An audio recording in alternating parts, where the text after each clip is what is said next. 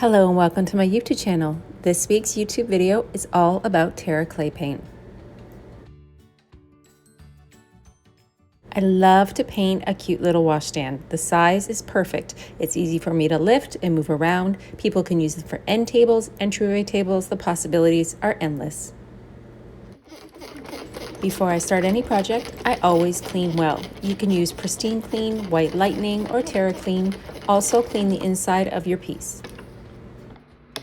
This little washstand had the best hardware, and with its black base on the hardware, I chose to go dark with my color choices.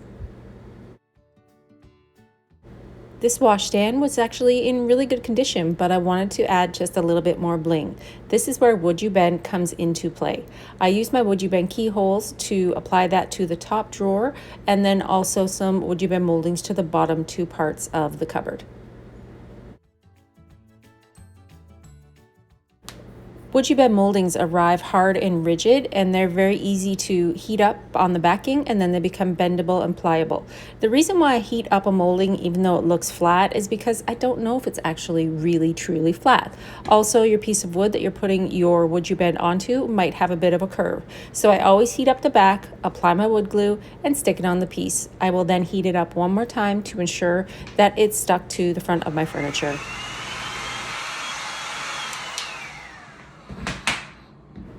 These little keyholes come in a pack of 5, but I only used 1 for this project. Since I plan to do a pretty in-depth, deep kind of dark look on this piece, these moldings will add texture and dimension where there really wasn't any before. I'm going to put these 2 moldings on the front 2 cupboard doors.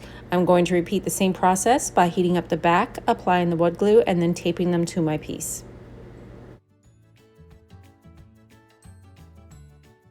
So if you don't have a heat gun for this part of your project, you can easily use a hairdryer. I've even seen where somebody has purchased an old pancake griddle and they lay their Woodubends onto the griddle to heat up the backing. Either way, as long as it's warm, you're going to make sure that it is form-fitted to the front of your piece.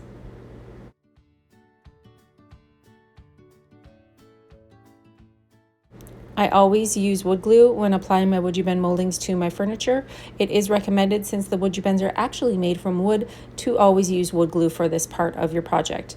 You're also going to want to keep a couple pieces of tape handy so that when you do get it up onto the front of your piece, you can hold it secure so the glue doesn't slide down the front.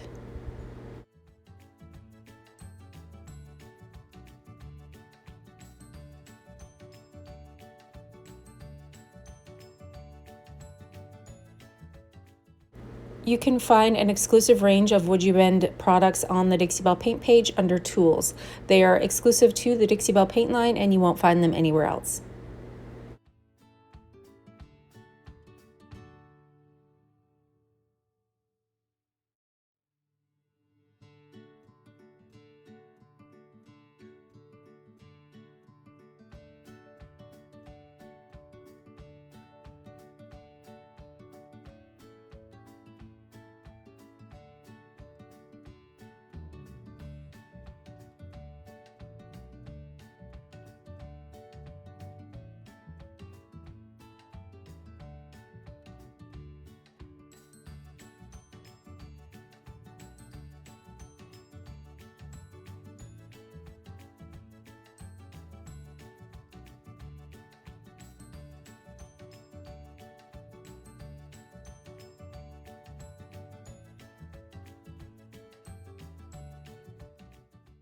So the plan for this piece is dark and moody. Remember, I talked about the hardware having the original black wood on it. My plan for this piece is to use decoupage paper along with Terra Clay paint and make the decoupage paper kind of peek out, almost like an old wallpaper that has been ripped off with a little bit of dark and decrepit on the wall. I'm starting out with my Terra Clay paint in Onyx. My plan for this part of the project would be to put the Onyx in any areas that are recessed and around the Woodubend moldings. This way, when I layer my paint, because you're going to see me layer a lot of paint today, this way, if the paint gets pulled back far enough, the black will actually show through, and that's going to provide the depth and dimension to this piece that I'm looking for.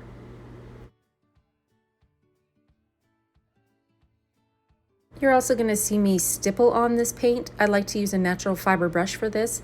What I'm doing here is basically creating texture where there really wasn't any texture before. Stippling on the paint and pushing it onto the piece is going to create little peaks and valleys and grooves when the Terra Clay paint dries. This way, when I build up my layers, those little valleys will peek through the paint.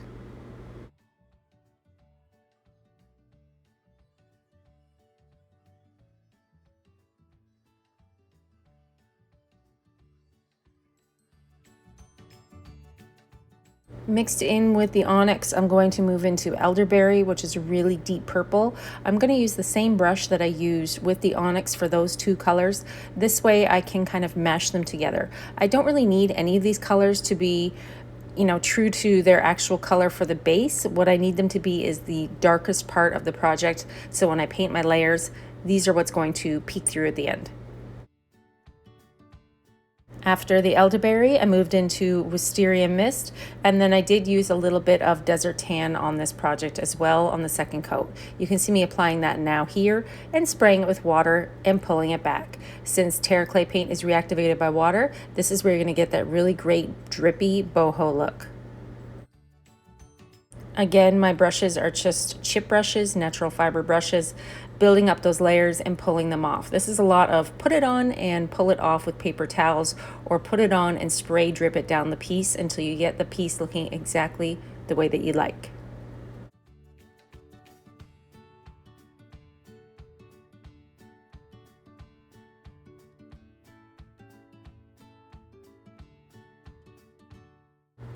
Let's add our decoupage paper. This is the Art Deco Bird pattern from Dixie Belle. It has a black base. So my plan is to tear it and rip up this rice paper and then place it on the panels to look like old wallpaper peeking through.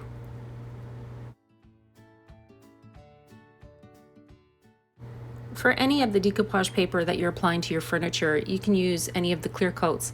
I prefer to use the matte because I'm going to be sealing this piece in Terra Seal matte, and I want a completely neutral matte finish.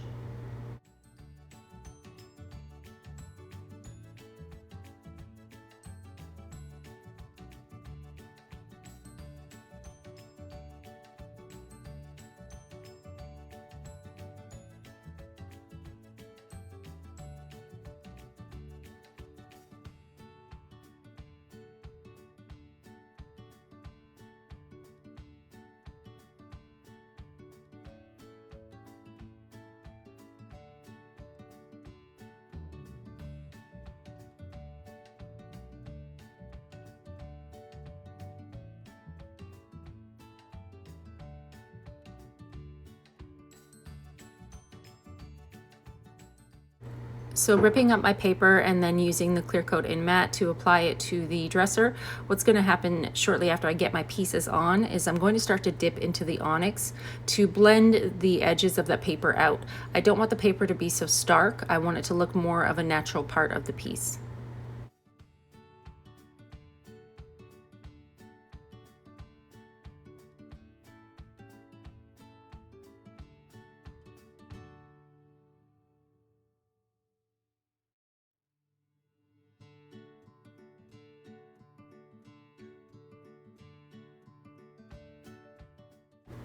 Once again, this is something that probably takes the longest part, blending the colors and then deciding where I want to put that paper and applying it to the piece.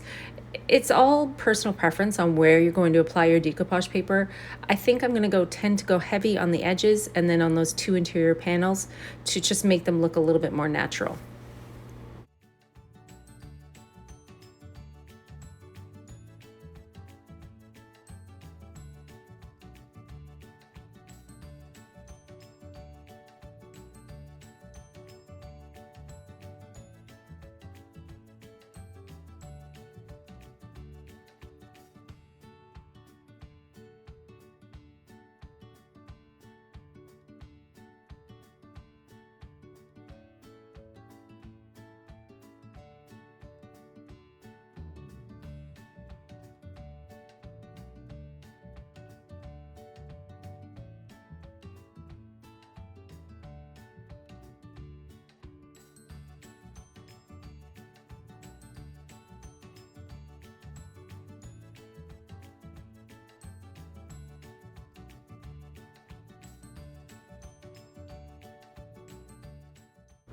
On the decoupage paper, you can see a little bit of a coral color on the birds. I decided to mimic that by mixing up some of my own paint colors and trying some drippy and pulled effects just to pull that paper into the piece. I did a little bit of stenciling, but I ended up painting over top of it. Trial and error, playing with your paint is the best way to decide if you're going to actually like something or not.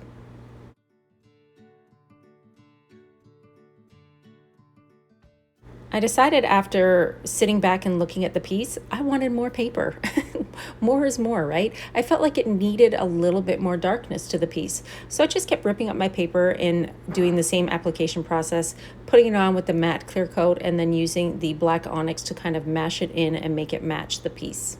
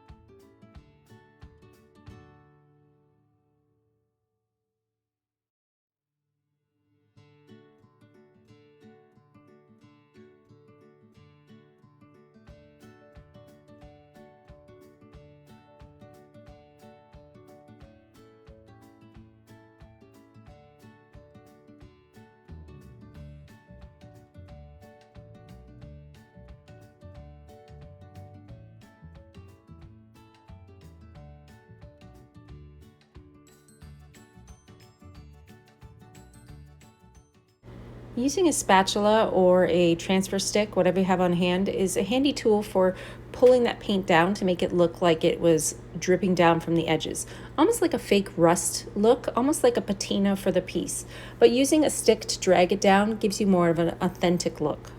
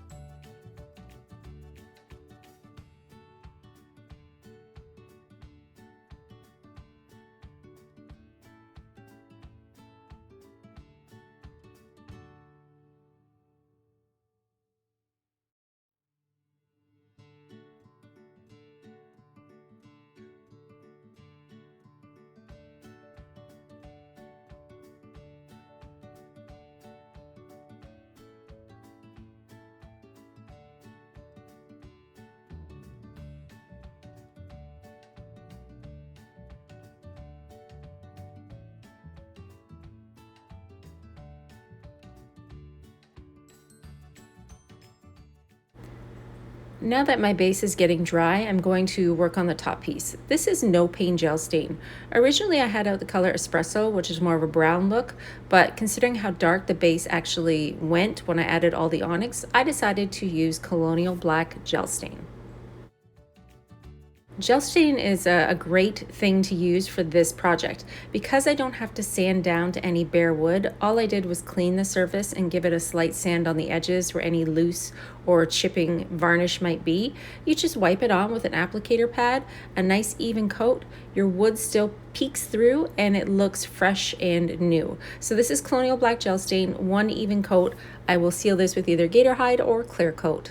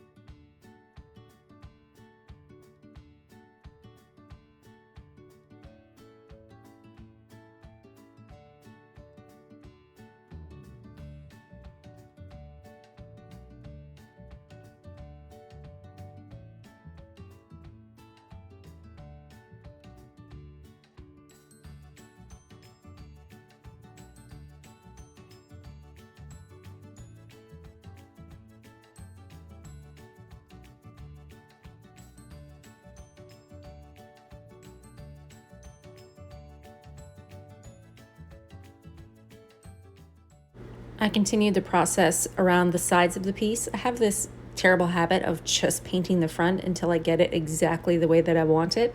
Then I move along to the sides and the tops of the piece. I don't know why, it's just a habit I have started. So I continued the same process on the sides with the same colors of paint as well as the decoupage paper. You'll see me use a heat gun for parts of these projects. What I'm doing is actually just drying my Terra Clay paint. Since Terra Clay paint goes on in that thicker consistency, if I had to actually sit and wait for it to get completely dry, I would be turning gray-haired and old. So I like to speed up the process by just using a heat gun and making sure it's dry before I apply my decoupage. Using a damp blue sponge, I dampened it with water to begin, and my gator hide, I sealed up my nice fresh coat of gel stain. Now, I did wait for this gel stain to get dry, so this was the next day. Gel stain is an oil-based product, and sometimes it takes upwards to 48 hours to cure. Since I paint inside my home, this only took less than 24 hours.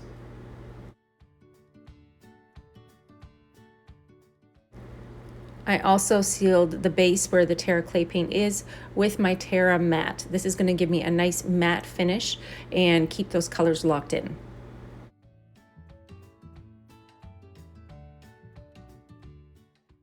Then all that's left is accenting with a touch of gilding wax. I used some copper and some black and I was all done.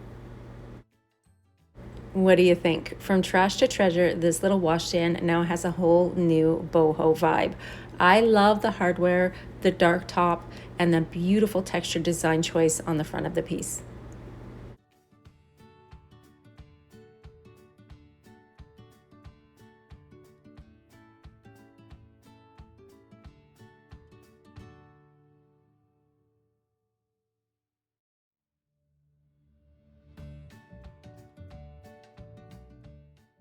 Thank you for watching my Terra Clay paint tutorial. Don't forget to hit like and subscribe, and I'll see you again next week.